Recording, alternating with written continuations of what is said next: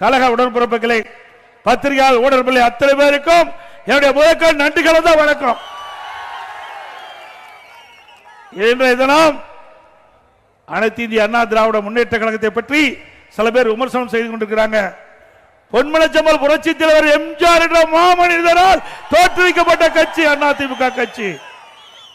அம்மா என்ற தெய்வத்தால் கட்டி காக்கப்பட்ட கட்சி அதிமுக கட்சி. அடுத்த ஆண்டு நடைபெறுகின்ற சட்டமன்ற பொதுத் தேர்தலில் இங்கு இருக்கின்ற மக்களோடு, தமிழகத்தில் இருக்கின்ற மக்கள் ஆதரவோடு அனைத்து இந்திய அண்ணா திராவிட முன்னேற்ற கழக தலைமையில் அமைக்கப்பட்ட கூட்டணி அதிக இடங்களிலே வென்று அதிமுக தனி பெரும்பான்மையோடு ஆட்சி அமைக்கும். அது எந்த கொம்பனாலும் தடுக்க முடியாது. நம்முடைய கூட்டணி வெற்றி கூட்டணி, மக்களுக்காக பாடுபடுகின்ற கூட்டணி. நம்முடைய இருவரும் தலைவர்கள் நமக்காக வாழ்ந்தார்கள். நம்முடைய வரலாறை பாருங்க. எத்தனையோ கட்சி தமிழகத்தில் இருக்குது, இந்தியாவில் இருக்குது, சில புதிய கட்சிகள் தோன்றி இருக்கின்றன. ஆனால் நம்முடைய தலைவர்கள் பொன்மனச்செம்மல் புரட்சி தலைவர் எம்ஜிஆர், இதே புரட்சி தலைவர் அம்மா, இந்த மக்களுக்காக வாழ்ந்த மறைந்த தலைவர். இருவரும் தலைவர்கள் இறைவனால் தமிழ்நாட்டு மக்களுக்கு கொடுக்கப்பட்ட கொடை. தனக்காக வாழாமல் மக்களுக்காக வாழ்ந்து மறைந்த தலைவர்கள் நம்முடைய தலைவர்கள். நம்முடைய தலைவர்களுக்கு வாரிசு கிடையாது, நாம் தான் வாரிசுகள். தமிழ்நாட்டு மக்கள் தான் வாரிசுகள்.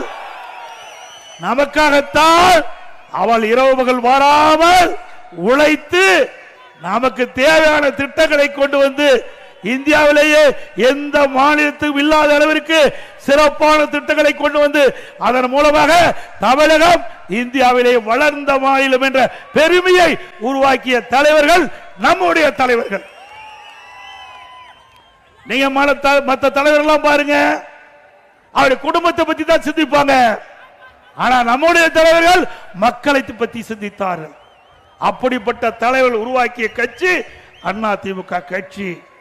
என்ன எண்ணி பாருங்க, தமிழகத்தில் ஒரு கட்சி இருக்குது, குடும்ப கட்சி. அந்த குடும்பத்துக்கு மட்டும்தான் அந்த கட்சி தமிழகத்தில் இருந்து கொண்டிருக்கிறது. ஆட்சி அதிகாரம் எதுவா இருந்தாலும் குடும்பத்தை சேர்ந்தவர்கள் தான் வருவாங்க, மற்ற யாரும் வர முடியாது. திரு கருணாநிதி அவர்கள் இருந்தார் முதலமைச்சராக, அவர்தான் திமுக கட்சிக்கு தலைவர். அதுக்கு பிறகு மறைவுக்கு பிறகு திரு ஸ்டாலின் அவர்தான் திமுக கட்சிக்கு தலைவர். அவர்தான் அந்த கட்சியினுடைய வெற்றி பெற்ற முதலமைச்சராக இருப்பார். இப்பொழுது திரு கருணாநிதி குடும்பத்தில் இருக்கின்ற திரு ஸ்டாலினுடைய மகள் இன்றைய தினம் திரு உதயநிதி ஸ்டாலின் அவர்கள் துணை முதலமைச்சராக இருக்கிறார். ஆக குடும்பத்தை சேர்ந்தவர்கள் தான் அந்த கட்சிக்கும் பொறுப்புக்கு வர முடியும், ஆட்சி அதிகாரத்துக்கும் பொறுப்புக்கு வர முடியும். வேற எவரும் வர முடியாது. ஆனா அனைத்து இந்திய அண்ணா திராவிட முன்னேற்ற கழகம் ஜனநாயகம் உள்ள ஒரு இயக்கம். ஜனநாயக இயக்கம்.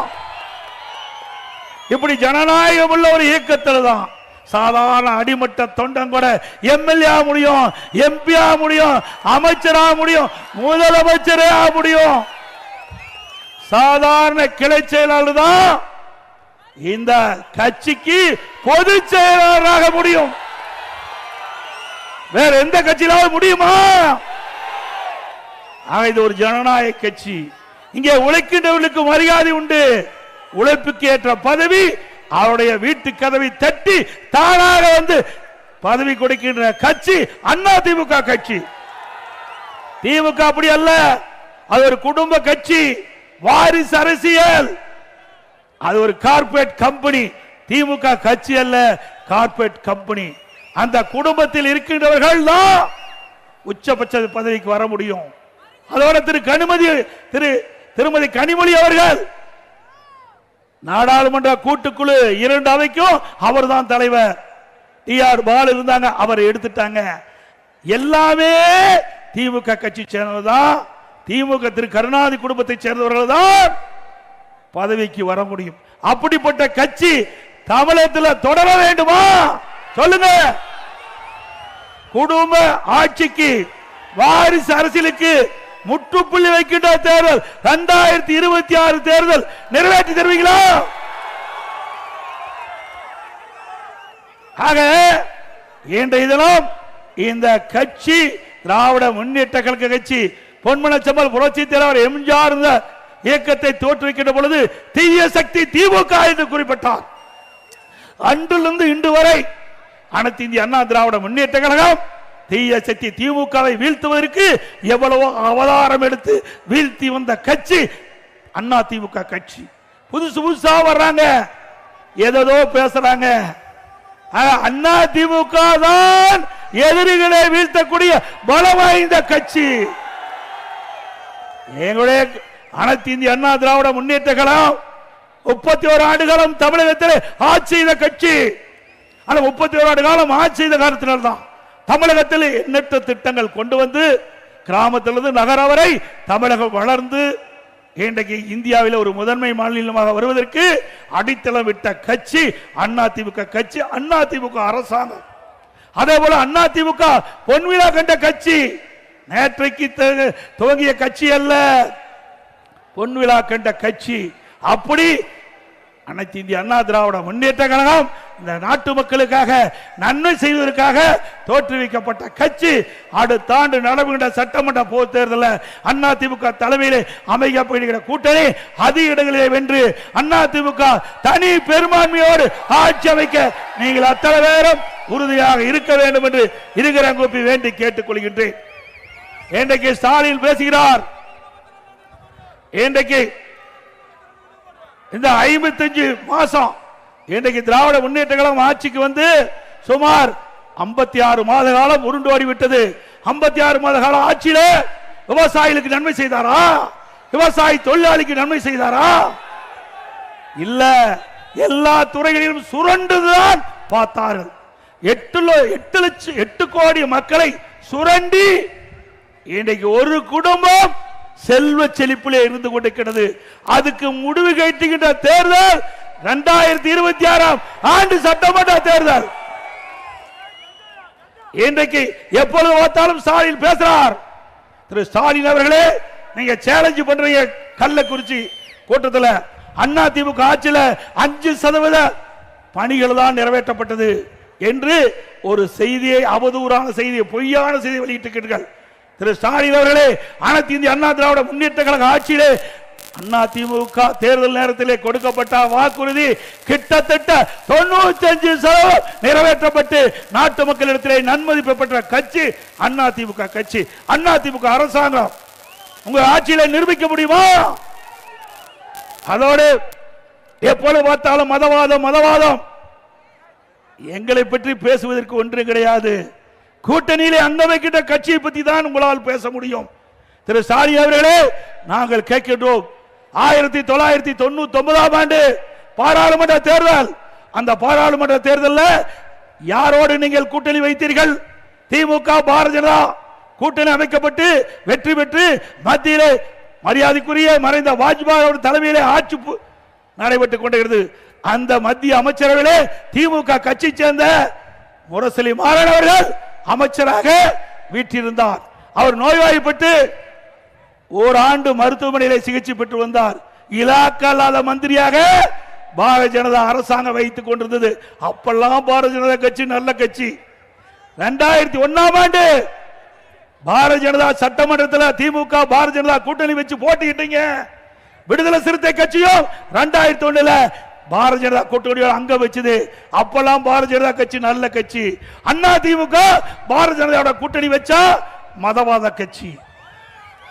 பாருங்க, இதுல பாருங்க எப்படின்னு.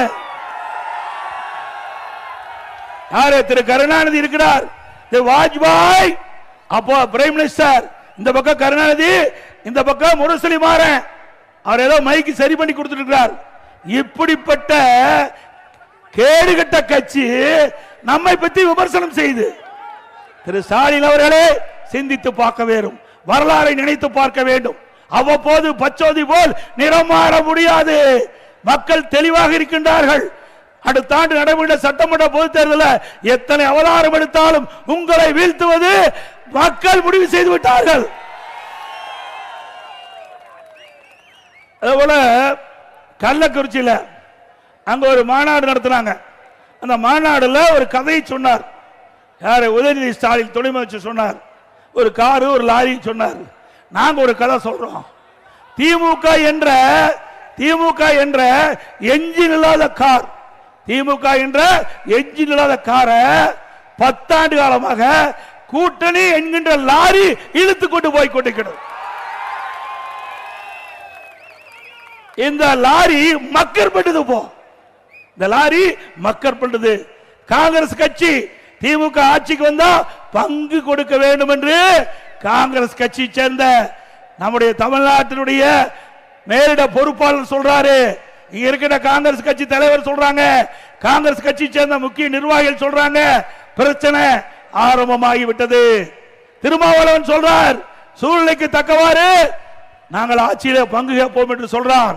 திரு கம்யூனிஸ்ட் கட்சி சேர்ந்த திரு சண்முகம் அவர்கள் சொல்லுகிறார் ஒரு பேட்டியில, திமுக கொடுக்கப்பட்ட வாக்குறுதி நிறைவேற்றல, அரசு ஊழியர் கொடுக்கப்பட்ட வாக்குறுதி நிறைவேற்றல, செவிலியர் கொடுக்கப்பட்ட வாக்குறுதி நிறைவேற்றல, விவசாயிகள் கொடுக்கப்பட்ட வாக்குறுதி நிறைவேற்றல, போக்குவரத்து தொழிலாளர் கொடுக்கப்பட்ட வாக்குறுதி நிறைவேற்றல, இடைநிலை ஆசிரியர் கொடுக்கப்பட்ட வாக்குறுதி நிறைவேற்றல, தூய்மை பணியாளர் கொடுக்கப்பட்ட வாக்குறுதி நிறைவேற்றல அப்படின்னு அவர் இந்த பேட்டியில சொல்லி, இன்றைக்கு இருக்கிற அமைச்சர்கள்லாம் 95% வாக்குறுதி நிறைவேற்றப்பட்டதாகவும் சில பேர் 99% நிறைவேற்றப்பட்டதாகவும் சொல்லிக் கொண்டிருக்கிறார் என்று நாம் சொல்லல.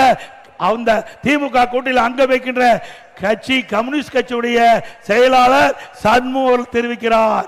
ஆக கூட்டணியிலே புகைச்சல் கிளம்பி விட்டது, கூட்டணியே புகைச்சல் கிளம்பி விட்டது. திமுக கூட்டணி என்ற லாரி மக்கள் செய்து கொண்டிருக்கின்றது. இந்த கூட்டணி நிலைக்குமா என்ற சந்தேகம் மக்களிடத்திலே எழும்பி விட்டது. திரு ஸ்டாலின் அவர்களே, உங்கள் கூட்டணி நிலைக்காது என்பதற்கு இதுவே நான் சொன்ன கருத்து சான்று.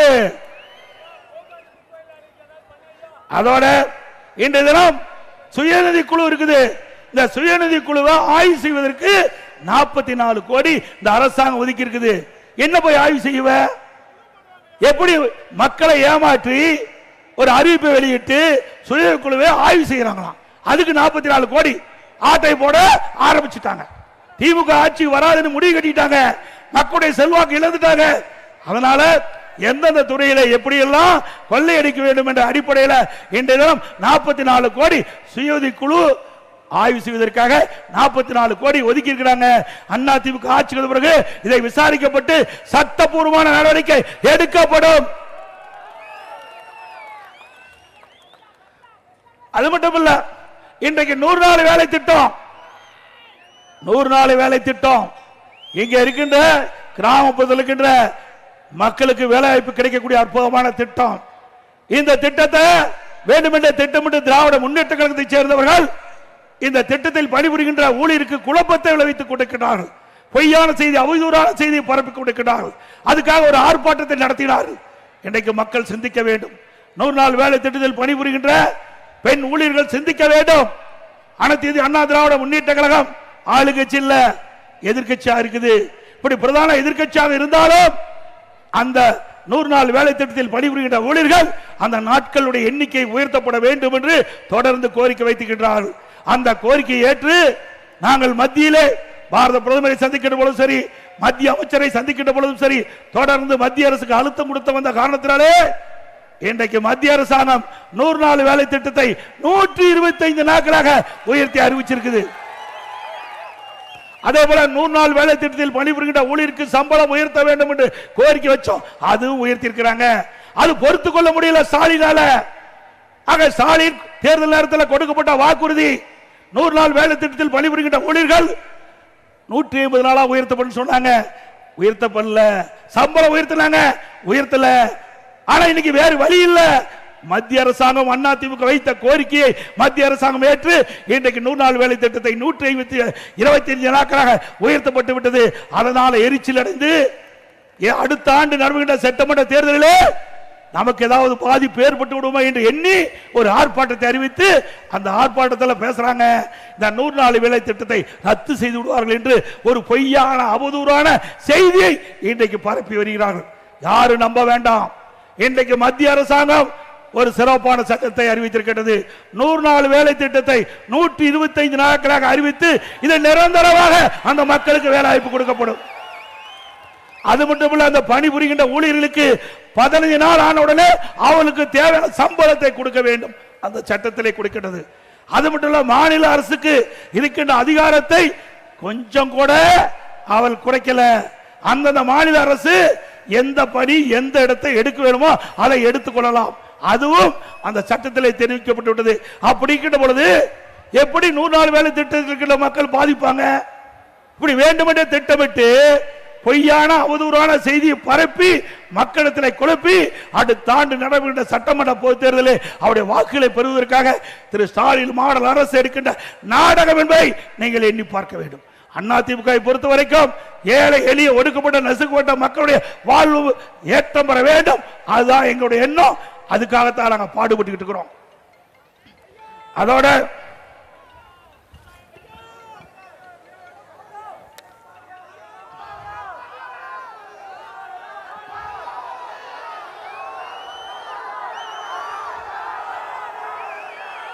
இன்றைய தினம் பல போராட்டங்கள் தமிழகம் போராட்ட களமாக மாறிவிட்டது.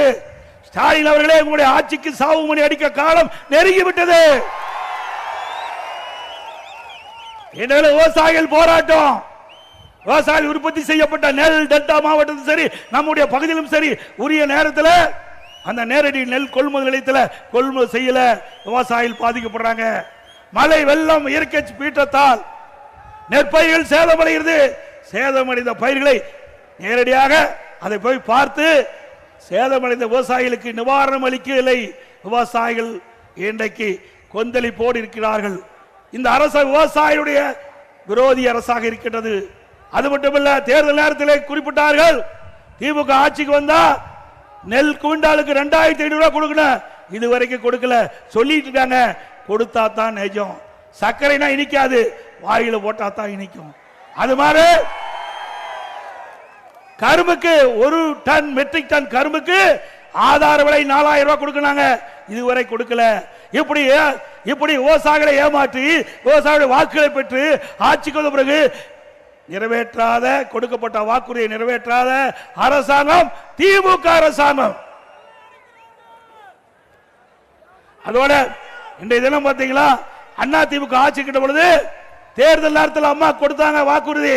2016ஆம் ஆண்டு அண்ணா திமுக ஆட்சிக்கு வந்த உடனே விவசாயிகள் தொடக்க வேளாண் கூட்டுறவு சங்கத்தில் வாங்கிய பயிர்க்கடன் தள்ளுபடி என்று தள்ளுபடி செய்தார்கள்.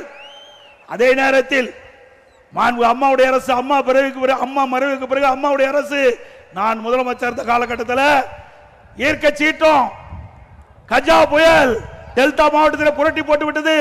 விவசாயிகள் பயிரிட்டங்கள் எல்லாம் சேதம், விவசாயிகள் வாழ முடியாத ஒரு சூழ்நிலை. அதுக்கு பிறகு கொரோனா, விவசாயிகள் உற்பத்தி செய்யப்பட்ட அந்த விளைபொருட்களை முறையாக விற்பனை செய்ய முடியல, விவசாயிகள் பாதிக்கப்பட்டுட்டாங்க. விவசாய சங்கத்தை சேர்ந்தவர்கள், எங்களுடைய அமைச்சர் பெருமக்கள், சட்டமன்ற உறுப்பினர்கள் என்னிடத்தில் சந்தித்து கோரிக்கை வைத்தார்கள். விவசாயிகள் தொடக்க வேளாண் கூட்டுறவு சங்கத்தில் வாங்கிய பயிர்க்கடன் தள்ளுபடி செய்ய வேண்டும் என்ற கோரிக்கை, அதை ஏற்று 12100 கோடி கடன் தள்ளுபடி செஞ்ச விவசாயி தள்ளுபடி செய்யப்பட்ட அவளுக்கு கொடுக்கப்பட்ட சான்றிதழ் வாயில சொல்லல, உங்களுடைய கடன் தள்ளுபடி செய்யப்பட்டது என்று அந்த விவசாயிகளுக்கு சான்றிதழ் கொடுத்திருக்கும் ஸ்டாலின் அவர்களே. விவசாயிகளுக்கு 24 மணி நேரம் விவசாயிகளுடைய பம்பு செட் இயங்குவதற்கு மும்முனை மின்சாரம் கொடுத்தோம். மும்முனை மின்சாரம் கொடுத்த அரசாங்கம் அண்ணா திமுக அரசு. அது மட்டுமல்ல, விவசாயிகளுக்கு நீர் முக்கியம், உடம்புக்கு உயிர் எப்படியோ அதுபோல விவசாயத்திற்கு நீர் முக்கியம். அந்த நீரை முறையாக சேமித்து விவசாயிகளுக்கு கொடுக்க வேண்டும் என்ற அடிப்படையில் குடிமராமத்து திட்டத்தை கொண்டாந்தோம். ஏரி குளம் குட்டை எல்லாம் தூர்வாரப்பட்டது.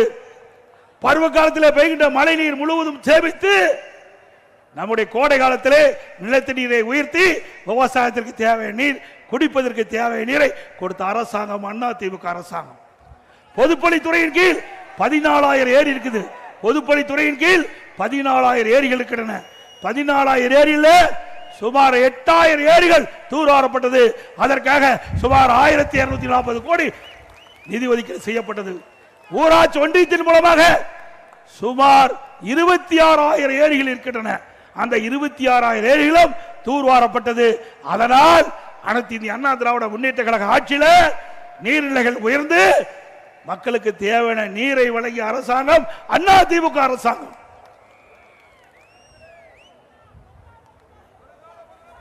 அதோட இன்றைக்கு சுகாதாரத்துறை மந்திரி, மக்கள் நல்வாழ்வுத்துறை மந்திரி ஒரு செய்தி வெளியிட்டிருக்கார்.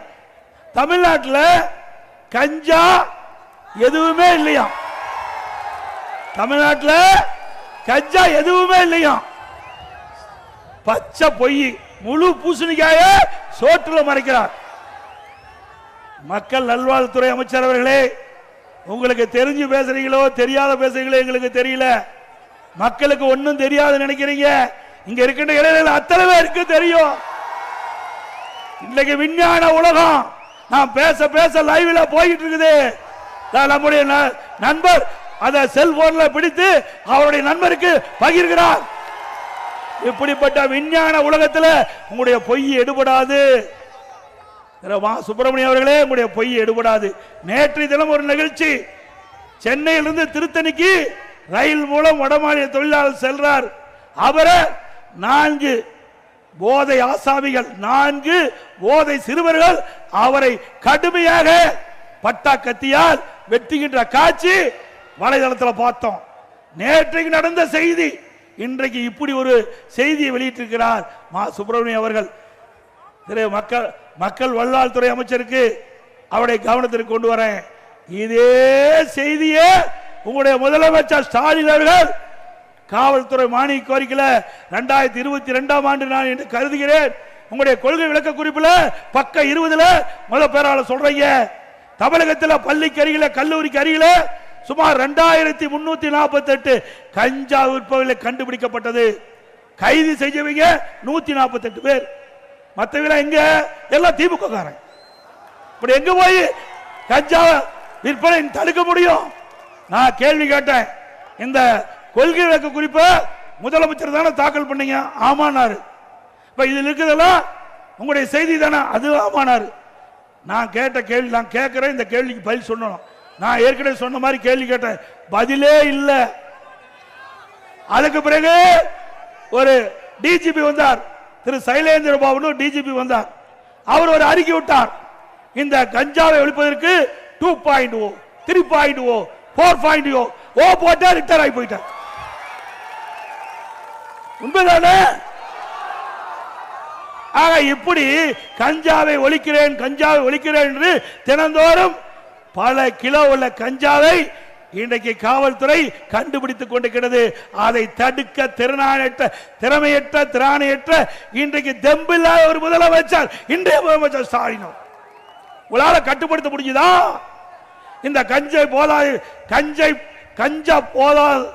போதை ஆசாமிகளால, கஞ்சா போதை ஆசாமிகளால கொலை, கொள்ளை, திருட்டு, வழிப்பறிவு, பாலியல் கொடுமை நடக்காத நாளே இல்லை. நீங்க பாத்தீங்கன்னா, இன்னைக்கு அதிமுக ஆட்சியில் பாத்தீங்கன்னா தொலைக்காட்சியில் அறிவிப்பாங்க, தங்க என்ன விலை, வெள்ளி என்ன நிலவரம் அறிவிப்பாங்க. இப்ப கொலை நிலவரம் என்ன, அதுதான் டிவியில வருது. இப்படிப்பட்ட வெக்கங்கெட்ட ஆட்சி திமுக ஆட்சி. இதுல ஏதோ பெருமையா பேசுறார் முதலமைச்சர். தமிழ்நாட்டில் இந்தியாவிலே முதன்மையா வழங்கி இருக்குது. எதுல? கடன் வாங்குவதிலே முதலிடம். கடன் வாங்குவதிலே நாம சொல்லல. இந்த தமிழ்நாட்டுக்கு காங்கிரஸ் கட்சிக்கு மேலிட பொறுப்பாளரை நியமிக்கிறாங்க. அது மட்டும் இல்ல, இன்னொரு சொல்றார், காங்கிரஸ் கட்சி சேர்ந்த உயர்ந்த பதவிகளுக்கு சொல்றார், தமிழகத்திலே கடன் நிலை உயர்ந்து விட்டது சொல்றார். உண்மை சொல்றார். ஆனா திமுக எரிச்சல் படுறாங்க அவர் மீது. ஆக திரு ஸ்டாலின் அவர்களே, நீங்கள் ஆட்சிக்கு வந்த பிறகு தமிழ்நாட்டு மக்களை கடனாளி ஆக்கி விட்டீர்கள். கடனாளி ஆக்கி விட்டீர்கள். சுமார் 73 வருஷம் தமிழ்நாட்டில் பல ஆட்சியாளர் ஆட்சி செஞ்சிருக்கிறாங்க. முதல்ல காங்கிரஸ், திமுக, அண்ணா திமுக, திமுக, அண்ணா திமுக, அண்ணா திமுக, திமுக மாறி மாறி 73 ஆண்டு காலம் 2021 வரை ஆட்சி செய்தல. கிட்டத்தட்ட 5,18,000 கோடி தமிழ்நாட்டுடைய கடன். இன்றைய தினம் 5 ஆண்டுல திமுக ஆட்சி நிறைவேற்ற பொழுது 5.5 லட்சம் கோடி கடன் ஆக போகுது. 5 ஆண்டுல 5 லட்சம் கோடி. எல்லாம் கடன்காரன் ஆகிட்டாங்க. ஏதோ நீங்க வர்றீங்க, நான் பேசுறேன், வேடிக்கை பார்க்காதீங்க. கடனை நீங்க தான் கட்ட வேணும். தமிழ்நாட்டு மக்கள் தான் கடனை கட்ட வேணும். எப்படி கடனை கட்டணும்? வரி போட்டு கடன் கட்டுவோம். வரி போடுவாங்க.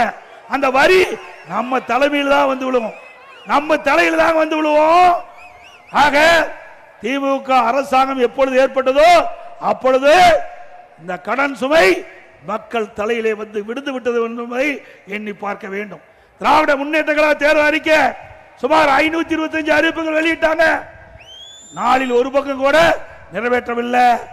இன்றைக்கு பெட்ரோல் டீசல் விலை குறைச்சாங்களா? அதே போல கேஸ் மானியம் மாதந்தோறும் 100 ரூபாய் கொடுத்தாங்களா? இன்றைக்கு நம்முடைய இளைஞர்கள் மாணவர்கள் கல்வி கடன் வங்கியில் வாங்கினாங்க, ரத்து பண்ணாங்களா? அதோட நீட் தேர்வு திராவிட முன்னேற்ற கழகம் ஆட்சிக்கு உடனே நீட் தேர்வு ரத்துனாங்க. நீட் தேர்வுக்கு ரத்து செய்து ரகசியம் இருக்குனாங்க, ரத்து செஞ்சாங்களா? அது மட்டும் இல்லைங்க, திராவிட முன்னேற்ற கழகம் ஆட்சி வருவதற்கு முன்பு தேர்தல் அறிக்கையில் குறிப்பிட்டாங்க, திராவிட முன்னேற்ற கழகம் ஆட்சிக்கு வந்தவுடன் நிதி மேலாண்மை குழு ஒன்று அமைக்கப்பட்டு அந்த நிபுணர்கள் குழு அமைக்கப்படும். நிபுணர் குழுல அந்த குழுவில் இருக்கிறவர்கள் எல்லாம் நிதியை சரி செய்வார்கள். தமிழ்நாட்டுக்கிட்ட கடன் நிதியை சரி செய்வார்கள், நிதி ஆதாரத்தை பெருக்குவார்கள் சொன்னாங்க. இந்த நிதி மேலாண்மை குழு அமைச்ச பிறகுதான் அதிகமாக கடன் வாங்கியிருக்கிறாங்க.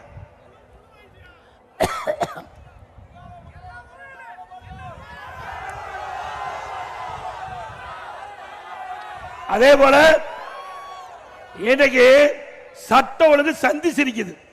ஏன்னா நமக்கெல்லாம் பாதுகாப்பு காவல்துறை தான். எப்படி பயிருக்கு கிராம நிறைந்த பகுதி, பயிரை பாதுகாக்க வேண்டும்னா வேலி அமைப்போம், அதுபோல மக்களுக்கு வேலையாக இருப்பது காவல்துறை. ஆனா இன்றைக்கு அந்த காவல்துறைக்கே பெரிய சோதனை வந்துடுது. இன்றைக்கு சட்ட ஒழுங்கு டிஜிபி இன்னும் நிரந்தர டிஜிபி நியமிக்க முடியல. இன்னைக்கு ஒரு சட்ட ஒழுங்கு டிஜிபி ஓய்வு பெறுவதற்கு 3 மாதத்துக்கு முன்பாகவே தகுதியான டிஜிபி பட்டியல மத்திய யூபிஎஸ்சிக்கு அனுப்ப வேணும். அந்த யூபிஎஸ்ல ஒரு குழு போடுவாங்க. அதுல மாநிலத்திற்கு தலைமைச் செயலாளர், உள்துறை செயலாளர், யூபிஎஸ்ல இருக்கிற அதிகாரிகள் ஒன்றாக இணைந்து ஒரு 3 பேர் கொண்ட பட்டியல மாநில அரசுக்கு அனுப்புவாங்க. அது 3ல் ஒரு பேரை எடுத்து டிஜிபி நியமிப்பாங்க. அதுல என்ன உங்களுக்கு கஷ்டமா இருக்குது? இந்த வரைக்கும் நியமிக்கல. ஒரு பொறுப்பு டிஜிபி போட்டாங்க, அவர் உடல்நிலை சரியில்லை மருத்துவமனைக்கு போயிட்டார். அந்த பொறுப்பு டிஜிபிக்கு இன்னொரு பொறுப்பு டிஜிபி நியமிக்கிறாங்க, பொறுப்பற்ற முதலமைச்சர் ஸ்டாலின் அவர். எப்படி கேவலர்! ஒரு நிரந்தர சட்ட ஒழுங்கு நிரந்தர டிஜிபி போட்டா தான் இந்த சட்ட ஒழுங்கை பாதுகாக்க முடியும், இந்த போதைப்பொருள் நடமாட்டத்தை தடுக்க முடியும். இதற்கெல்லாம் இந்த அரசு கவனம் செலுத்தல. திமுகவுக்கு ஏவல் செய்கின்ற ஒருவரை வேண்டும் என்று கருதிதான் இதை தள்ளி போட்டுக்கிட்ட போறாங்க. அதோட அண்ணா திமுக ஆட்சி இருக்கின்ற பொழுது பல்வேறு திட்டங்களை கொண்டாந்தோம். இன்றைக்கு மாணவர்களுக்கு அறிவுபூர்வமான கல்வி, விஞ்ஞான கல்வி கிடைக்க வேண்டும் என்பதற்காக நம்முடைய +1 +2 மாணவர்களுக்கு லேப்டாப் கொடுத்தோம், மடிக்கணினி கொடுத்தோம். திமுக ஆட்சி வந்து நிறுத்திட்டாங்க. திமுக ஆட்சி வந்து நிறுத்திட்டாங்க. அண்ணா திமுக தொடர்ந்து 4 ஆண்டு காலமாக அண்ணா திமுக ஆட்சியிலே கொண்டு வரப்பட்ட திட்டம் அறிவுபூர்வமான கல்வி, விஞ்ஞான கல்வி அரசு பள்ளி படிக்கிற மாணவர்களுக்கு கிடைக்க வேண்டும். அதற்காக நாங்கள் கொண்டு வந்த திட்டத்தை அரசியல் கால் பிடிச்சோடு நிறுத்த வேண்டாம், தாருங்கள் என்று தொடர்ந்து வலியுறுத்தினோம். காதிலே செவி சாய்க்கவில்லை. இன்றைய தினம் அறிவிச்சிருக்கிறாங்க, மக்களுடைய செல்வாக்கு எழுந்துட்டாங்க, இளைஞருடைய செல்வாக்கு எழுந்துட்டாங்க, மாணவருடைய செல்வாக்கு எழுந்துட்டாங்க. கல்லூரியில் படிக்கின்ற மாணவர்களுக்கு 20 லட்சம் பேருக்கு கொடுப்போம்னு சொன்னாங்க. இன்னும் கொடுக்கல. கொடுத்தா தான் நிஜம். என்ன ஓட்டு போட தகுதியானவர்கள் அந்த கல்லூரியில் படிக்கின்ற மாணவர்கள், அதை வைத்து கொடுக்குறீங்க. சரி கொடுங்க, நாங்கள் வரவேற்கிறோம். ஆனா எப்ப கொடுத்திருக்கணும்? கல்லூரி துவங்கிட்டதுக்கு போதே கொடுத்திருக்கணும். கல்லூரி ஆரம்பிக்கின்ற பொழுது அந்த கல்லூரி மாணவர்களுக்கு லேப்டாப் கொடுத்திருந்தா பரவாயில்ல, அது பயனுள்ளதா இருக்கும். 3 ஆண்டு நிறைவு பெற்று வீட்டுக்கு போகும்போது அந்த லேப்டாப் கொடுத்தா அந்த மாணவனுக்கு எப்படி அது பயன்படும்? ஆக வேண்டுமென்றே திட்டமிட்டு மக்களுடைய நலன் சார்ந்து கொடுக்கல. இந்த லேப்டாப் கொடுப்பதால மாணவனுக்கு அறிவுபூர்வமான கல்வி கிடைக்கும் நினைச்சு கொடுக்கல. அடுத்த ஆண்டு நடைபெறுகின்ற சட்டமன்ற பொதுத் தேர்தலில் இந்த மாணவருடைய ஓட்டு தேவை, அதற்காக கொடுத்திருக்கிறார்.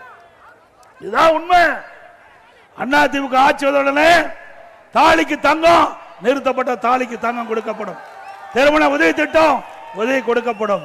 இந்த திட்டத்தில் இடம்பெறுகின்ற மணப்பெண்ணுக்கு பட்டு சேலை வழங்கப்படும், மணமகனுக்கு பட்டு வேஷ்டி வழங்கப்படும். ஒவ்வொரு தீபாவளி என்றும் நம்முடைய தாய்மார்கள் சகோதரிகளுக்கு தரமான சேவை வழங்கப்படும். அதிமுக ஆட்சியில் 3 லட்சம் நம்முடைய சகோதரிகளுக்கு பெண்களுக்கு 3 லட்சம் பெண்களுக்கு வேலைக்கு செல்கின்ற பெண்களுக்கு உரித்த நேரத்தில் வேலைக்கு போகணும், பணி முடிஞ்சு வீடு திரும்பணும். அதற்காக அம்மா இருசக்கர வாகனம் கொடுத்தோம், அதையும் நிறுத்திட்டாங்க. மீண்டும் அதிமுக ஆட்சி பண்ண உடனே 5 லட்சம் மகளிருக்கு அம்மா இருசக்கர வாகனம் மானியத்தில் கொடுக்கப்படும். ஒவ்வொரு அம்மா இருசக்கர வாகனத்துக்கு 25,000 ரூபாய் மானியம் வழங்கப்படும். அதோட அதிமுக ஆட்சியில் நிறுத்தப்பட்ட திட்டங்கள் பல அத்தனையும் அதிமுக ஆட்சியில் நிறைவேற்றப்படும். அதோட இன்னைக்கு கிராமத்திலிருந்து நகர வரை ஏழை மக்கள் அதிகமாக வசிக்கின்ற பகுதியை தேர்ந்தெடுத்து அங்க ஒரு அம்மா மினி கிளினிக் கொண்டாந்தோம், அதையும் நிறுத்திட்டாங்க. அந்த அம்மா மினி கிளினிக்ல ஒரு எம்பிபிஎஸ் டாக்டர், ஒரு செவிலியர், ஒரு மருத்துவ உதவியாளர் நியமிக்கப்பட்டு அந்த ஏழை மக்களுக்கு அந்த பகுதியிலேயே சிகிச்சை அளிக்கக்கூடிய அற்புதமான திட்டம். மக்களிடத்தில் மிகப்பெரிய வரவேற்பு. ஸ்டாலின் பார்த்தார், இந்த திட்டம் சிறப்பா இருக்குது, இது தொடர்ந்தா அதிமுகவுக்கு நல்ல பெயர் வந்து அரசியல் கால் புடிச்சின் காரணமாக அம்மா மினி கிளினிக் திட்டத்தை மூடிட்டீங்க. மீண்டும் அதிமுக ஆட்சி மலரும். இந்த ஏழை மக்களுக்கு அவள் வசிக்கின்ற பகுதியிலேயே அம்மா மினி கிளினிக் 4000 அம்மா மினி கிளினிக் திறக்கப்படும். 4000 அம்மா மினி கிளினிக் திறக்கப்படும். அதோட அதிமுக ஆட்சி இருக்கின்ற பொழுது முதியோர் உதவித்தொகை பல பேர் கிடைக்காம இருந்தது. என்னுடைய கவனத்திற்கு சட்டமன்றத்தில் கொண்டாந்தாங்க. சட்டமன்ற பேரவை 110 விதியில் நான் அறிவித்தேன் முதலமைச்சர் இருக்கும் போது, இப்படி உழைக்கும் திறனற்ற தகுதியான முதியோர்களுக்கு 5 லட்சம் பேர்களுக்கு முதியோர் உதவித்தொகை வழங்கப்படும் என்று அறிவிப்பை கொடுத்து சுமார் 4 லட்சம் பேருக்கு முதியோர் உதவி கொடுத்தோம். மீண்டும் அதிமுக ஆட்சி வந்த பிறகு விடுபட்ட முதியோர் அனைவருக்கும் முதியோர் உதவித்தொகை தொடர்ந்து வழங்கப்படும். எப்பொழுது பார்த்தாலும் ஸ்டாலின் பேசுறார், திமுக ஆட்சியில் தான் எனக்கு நம்முடைய குடும்ப தலைவிக்கு மாதந்தோறும் 1000 ரூபாய் உரிமை தொகை கொடுப்பதாக சொல்லிட்டு இருக்கார். அவர் கொடுக்கல, கொடுக்க வச்ச அதிமுக தாங்க அடுக்கு கொடுக்க வச்சது. திராவிட முன்னேற்ற கழக தேர்தலில் குறிப்பிட்டு 28 மாதங்களும் கண்டுக்கல திமுக அரசாங்கம். நாங்க தொடர்ந்து சட்டமன்றத்தில் அழுத்தம் கொடுத்தோம். எங்களுடைய சட்டமன்ற உறுப்பினர்கள் தொடர்ந்து சட்டமன்றத்தில் பேசணும், பொதுக்கூட்டத்தில் பேசணும், அறிக்கை வெளியிட்டோம், பேட்டி கொடுத்தோம் தொலைக்காட்சியின் வாயிலாக. வேற வழி இல்லாம திராவிட முன்னேற்ற கழக தலைவர் இன்றைய முதலமைச்சர் ஸ்டாலின் அவர்கள் அந்த பெண்களுக்கு நம்முடைய மகளிருக்கு குடும்ப தலைவிக்கு 1000 ரூபாய் மாதந்தோறும் கொடுத்தாங்க. கொடுக்க வைத்தது அதிமுக கட்சி என்பதை நினைவு கொள்ள வேண்டும். இப்பொழுது 17 லட்சம் பேர் கொடுப்பதை அறிவிச்சிருக்கார். ஏன் முதல்ல கொடுக்கல? அப்ப நிபந்தனை வச்சாங்க. இப்ப நிபந்தனையை தளர்த்தி 17 லட்சம் பேருக்கு இன்றைக்கு அந்த உரிமை தொகை கொடுப்பதாக சொல்லி இருக்கிறாங்க. இதுல இருந்து என்ன தெரியுது? இன்னும் 5 மாசம் தான் கொடுக்க முடியும். திமுக ஆட்சியுடைய ஆயுள் காலம் 5 மாசம் தான். அதுக்கு பிறகு திமுக ஆட்சிக்கே வர முடியாது. அவ்வளவு ஊழல் செஞ்சிருக்கிறாங்க. ஆக 55 மாத காலம் அந்த மக்களுக்கு கிடைக்கல. இப்ப நிபந்தனை தளர்த்தி கொடுக்கிறீங்களே 17 லட்சம் பேருக்கு, அப்பொழுது நிபந்தனையை தளர்த்தி கொடுக்கப்பட்டிருந்தால் அவருக்கு 32 மாதம், அவர்களுக்கும் மாதந்தோறும் 1000 ரூபாய் கிடைச்சிருக்கும்.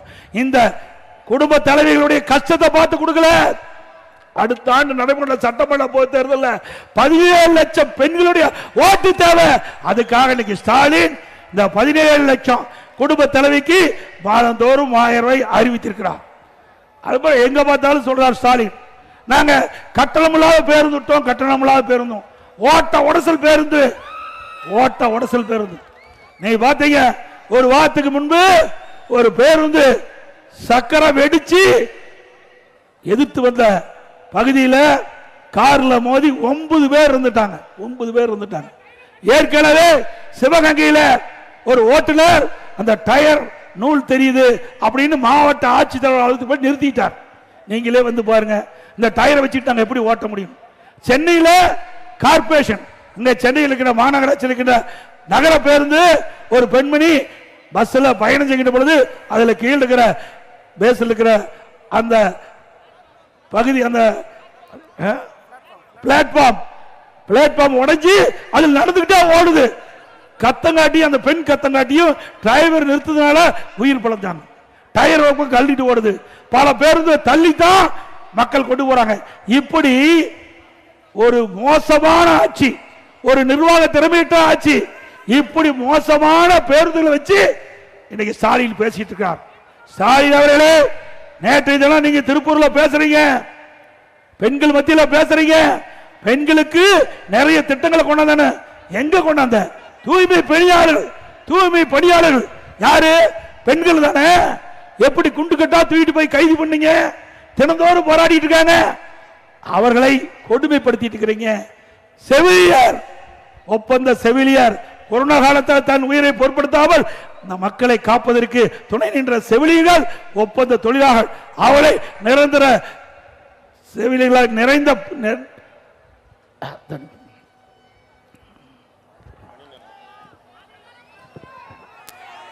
பணி நிரந்தரம் செய்ய வேண்டும் என்று கோரிக்கை வைக்கிறாங்க.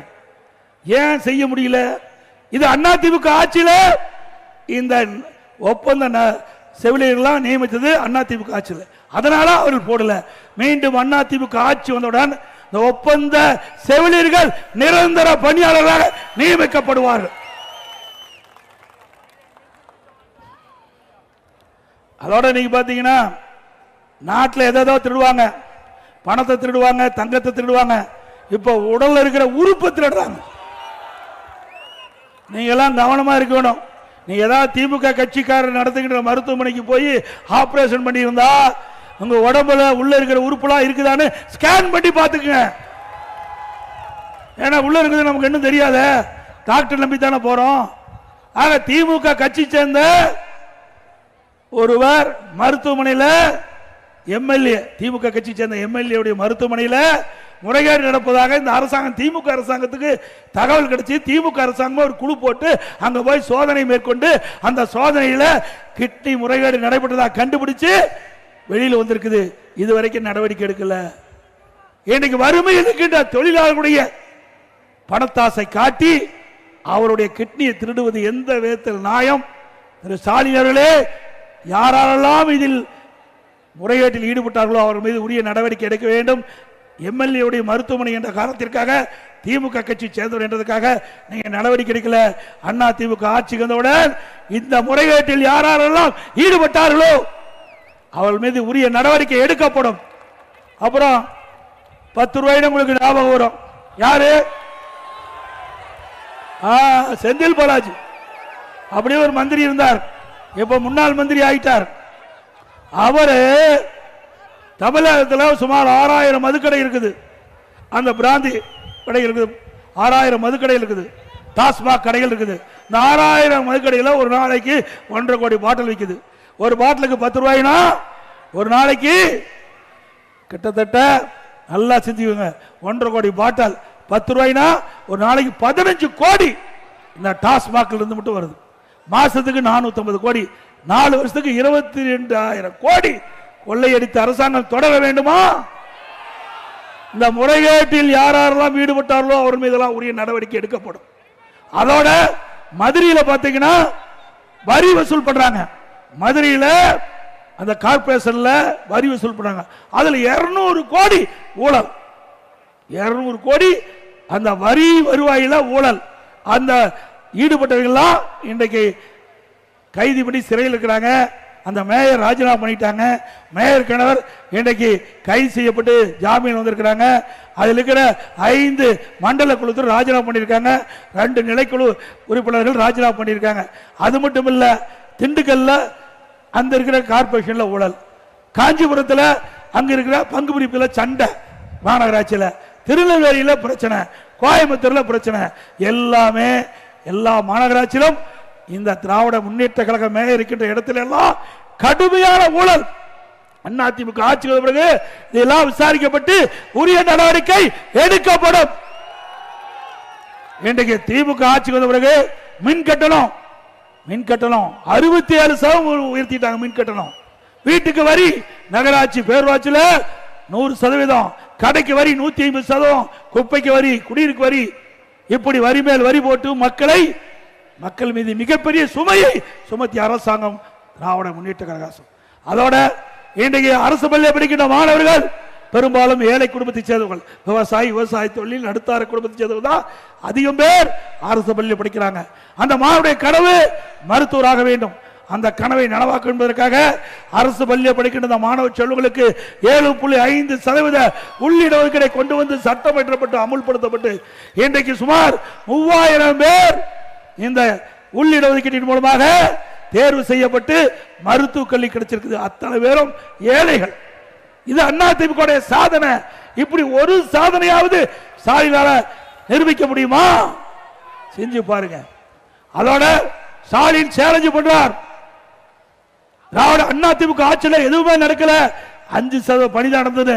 திரு ஸ்டாலின் அவர்களே சிந்திக்க வேண்டும். அதிமுக ஆட்சியில் ஒரே ஆண்டில் 11 மருத்துவக் கல்லூரி கொண்டு சாதனை படைத்த அரசாங்கம் அதிமுக. அம்மா இருக்கின்ற பொழுது 6 மருத்துவக் கல்லூரி, அரசு மருத்துவக் கல்லூரி மருத்துவமனை. இன்னைக்கு இந்த திருவள்ளூர் மாவட்டத்தில் கூட பிரம்மாண்டமான மருத்துவக் கல்லூரி மருத்துவமனை கொண்டாந்துருக்கிறோம்.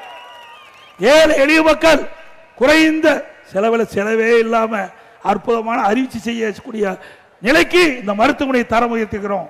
அதே போல 7 சட்டக்கல்லூரி, 68 கலை மற்றும் அறிவியல் கல்லூரி, பாலிடெக்னிக் கல்லூரி, பொறியியல் கல்லூரி, வேளாண்மை கல்லூரி, கால்நடை மருத்துவக் கல்லூரி, ஆராய்ச்சி நிலையம், ஐடி கல்லூரி என்று பல கல்லூரிகளை திறந்து ஏழை எளிய அடித்தட்டில் வாழ்கின்ற சாதாரண குடும்பத்தைச் சேர்ந்தவர்கள் கூட பட்டப்படிப்பு படிக்கக்கூடிய சூழ்நிலையை உருவாக்கி தந்த அரசாங்கம் அதிமுக அரசாங்கம். இப்படி ஏதாவது உங்களால சாதனை பண்ண முடிஞ்சதா?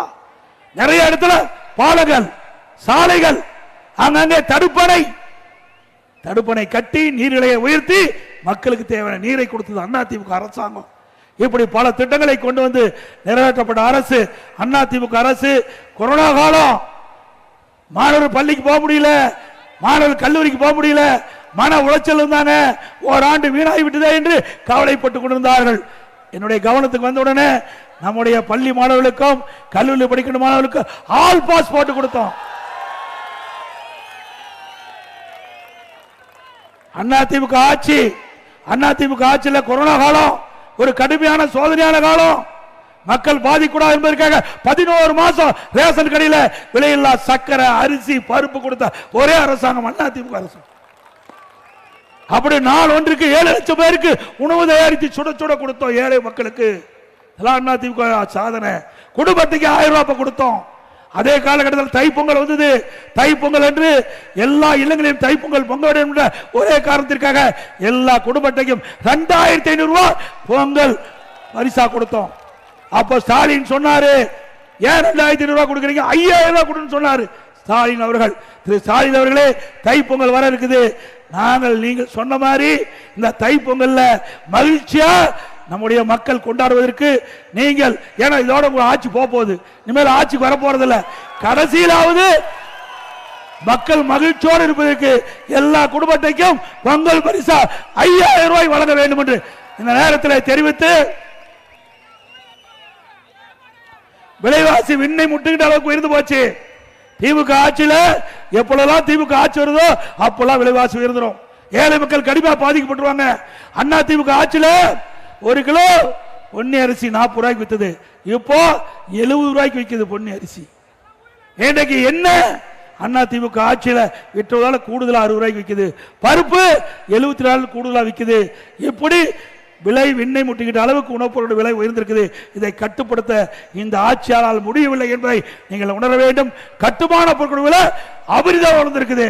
நீங்க பாத்தீங்கன்னா எம்சாண்ட் அதிமுக ஆட்சியில 3000 ரூபாய்க்கு வித்தது, இப்போ எம்சாண்ட் விலை கிட்டத்தட்ட 6000 ரூபாய்க்கு விற்குது. ஜல்லி விலை அதிமுக ஆட்சியில் 2000 ரூபாய், இப்போ ஒரு யூனிட் ஜல்லி 5500 ரூபாய். அதே போல கம்பி, ஒரு டன் கம்பி அதிமுக ஆட்சியில் 40000 ரூபாய், இப்போ திமுக ஆட்சியில் 65000 ரூபாய். ஒரு செங்கல் அதிமுக ஆட்சியில் 7 ரூபாயிலிருந்து 8 ரூபாய் வரைக்கும் வித்தது, இப்போ 12 ரூபாயிலிருந்து 14 ரூபாய்க்கு விற்குது. சிமெண்ட் ஒரு மூட்டை 250 ரூபாய்க்கு வித்தது, இப்போ 350 ரூபாய். மரம் 200% உயர்ந்துடுது. இனி திமுக ஆட்சியில் வீடு கட்டவே முடியாது. நாமெல்லாம் வீடு கட்டணும்னா கனவுல பார்க்கலாம், நிஜத்தில் கட்ட முடியாது. அதோட இப்ப எஸ்ஐஆர் பணி, இந்த வாக்காளர் நீக்கல் சேர்த்தல் 21 ஆண்டு காலமா எஸ்ஐஆர் பணி மேற்கொள்ளல. இப்பொழுது மேற்கொண்டிருக்கிறாங்க. இன்னைக்கு ஒவ்வொரு தொகுதியிலும் 20,000 30,000 வாக்குகள் நீக்கி இருக்கிறாங்க. நீக்கினா அத வாக்காளர் பட்டியலில் தகுதி இல்லாதவர்கள் எடுக்கப்பட்டிருக்கிறாங்க. இப்போ இந்த 2002க்கு பிறகு வாக்களித்தவர்களுக்கெல்லாம் நோட்டீஸ் வர இருக்குது. 2002ஆம் ஆண்டுக்கு பிறகு வாக்களித்தவர்களெல்லாம் நோட்டீஸ் அனுப்பியிருக்கிறாங்க. இந்த நோட்டீஸ் வந்தவர்கள் உடனடியாக சம்பந்தப்பட்ட பிஎல்ஓ கிட்ட போய் 2 ஆவணம் கேட்டுக்கிறாங்க. 13 ஆவணம் அறிவிச்சிருக்காங்க. அதில் 2 ஆவணத்தில் ஜெராக்ஸ் எடுத்து அந்த பிஎல்ஓ கொடுத்து தங்களை பதிவு செய்ய வேண்டும் என்று அன்போடு இந்த நேரத்தில் கேட்டுக்கிறோம். நம்முடைய கழக நிர்வாகிகள் தொண்டர்கள், கூட்டணி கட்சி சேர்ந்த நிர்வாகிகள் தொண்டர்கள் இந்த பணியில முழுமையாக ஈடுபட வேண்டும். நம்மளுடைய வாக்காளர்கள் யாரும் விடுபட்டு விடக்கூடாது. தகுதியான வாக்காளர் அத்தனை பேரும் வாக்காளர் பட்டியலில் இடம்பெற வேண்டும் என்பதுதான் அதிமுக நோக்கம் என்பதை நேரத்தில் தெரிவித்து